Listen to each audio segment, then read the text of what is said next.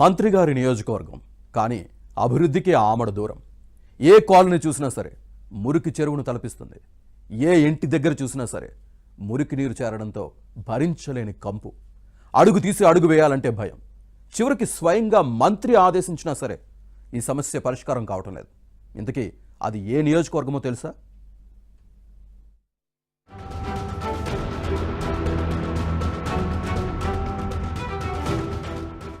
ఇప్పుడు మీరు చూస్తోంది ఎక్కడో మారుమూల ప్రాంతం కాదు. తెలంగాణలో రెండో అతిపెద్ద నగరమైన వరంగల్. ఈ ప్రాంతానికి ప్రాతినిధ్యం వహిస్తుంది ఎవరో తెలుసా? ప్రభుత్వంలో కీలక పదవిలో ఉన్న కొండా సురేఖ. ఈ మురికి సమస్య పరిష్కరిస్తామని ఎన్నికల్లో ఇచ్చిన హామీ ఇప్పుడు అదే మురికి నీటి చెరువులో కలిసిపోయినట్లుంది.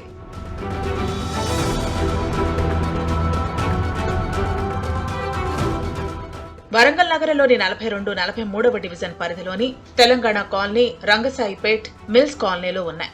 ఈ కాలనీల్లో సుమారు 15,000 కుటుంబాలు కొత్తగా ఇళ్లు నిర్మించుకున్నాయి. రోడ్లు కూడా వేశారు. అలాగే మురుగునీరు పోయేందుకు కాలువలు కూడా ఏర్పాటు చేశారు. అయితే ఇక్కడే అసలు సమస్య మొదలైంది. నీరు పోయేందుకు చేపట్టిన డ్రైనేజీ నిర్మాణం పనులు మధ్యలోనే ఆగిపోయాయి. దీంతో కాలనీ వాసులకు కష్టాలు మొదలయ్యాయి. డ్రైనేజీకి కూడా కాలువ తీశారు. మళ్ళీ ఏమైందో కానీ మళ్ళీ ఒక 5-6 డేస్లోనే ఆ కాలువ మూసేసిండ్రు. మేడం గారు చేస్తామంటున్నారు కానీ కొన్ని అనివార్య కారణాల వల్ల అవి అవ్వట్లేదు. ఈ వాటర్ వల్ల దీంట్లో పాములు తిరుగుతున్నాయి, తేళ్లు, దోమలు, వివిధ రకాల రోగాల ద్వారా మేము బాధపడుతున్నాం కాలనీలో ప్రతి ఒక్కళ్ళం కూడా. కాబట్టి పెద్దవాళ్ళు కొంచెం ఇది తొందరగా ఈ డ్రైనేజీ సమస్యను పరిష్కరించాలని కోరుకుంటున్నాము. ఈ నీళ్ళలో నడవడం వల్ల కాళ్లకు దురదలు కూడా వస్తున్నాయండి. ఆగిపోయిన డ్రైనేజీ పనులు పూర్తి చేయాలని అధికారులను స్థానికులు ఎన్నోసార్లు వేడుకున్నారు. చివరికి ధర్నాలు, రాస్తారోకోలు కూడా చేశారు. గ్రేటర్ వరంగల్ మున్సిపల్ గ్రేవెన్స్ లో ఫిర్యాదులు చేశారు. అయినా సరే అధికారుల్లో మాత్రం ఇంతైనా చలనం రాలేదు.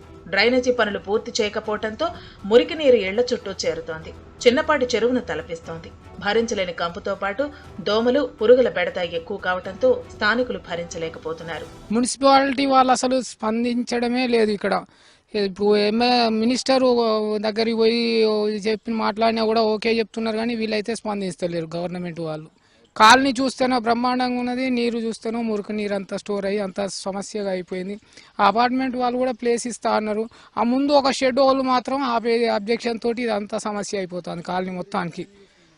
ఆ షెడ్డుకు ఇంతకుముందు కూడా మినిస్టర్ చెప్పినప్పుడు ఓకే చేసిరు, జేసీబీతో కాలువ కూడా తీసిరు.